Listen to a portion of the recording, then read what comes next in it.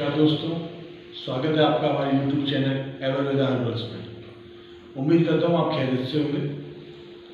आज का विषय रखते हैं खांसी पर। सूखी खांसी, बलगमी खांसी, कैसी भी खांसी हो, एवरवेदा हर्बल्स का एवर हनी कफ सूखी खांसी, बलगमी खांसी बच्चों के लिए बहुत ही सेफ है, बहुत ही उम्दा है, बहुत अच्छा है। कैसी भी खांसी में आप गर्म पानी के साथ लें इसे, बहुत अच्छा रिजल्ट देगा। अगर आप घर बैठे से मंगाना चाहते हैं तो हमारे डिस्क्रिप्शन पे नंबर है, उस पर आप कॉल भी कर सकते हैं। धन्यवाद।